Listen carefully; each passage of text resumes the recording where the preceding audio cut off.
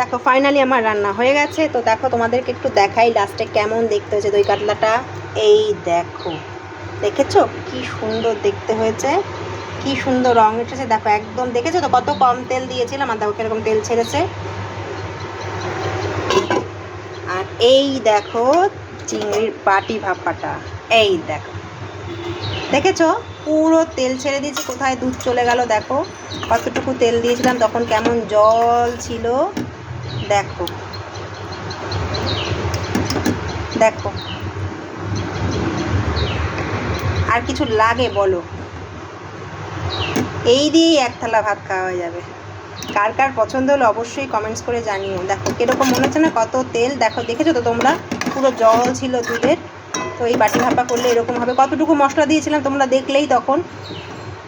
তো এই হয়েছে, এতখানি কীরকম হয়েছে। তো চলো, দুধও জ্বালিয়ে নিয়েছি কারণ পনির বানাবো। পনিরটা আমি বাড়িতেই বানাই, তোমরা জানোই তো। এরপর পনিরটা বানাবো। ভাত এই যে বসিয়ে দিয়েছি, তো হোক। চলো টাটা।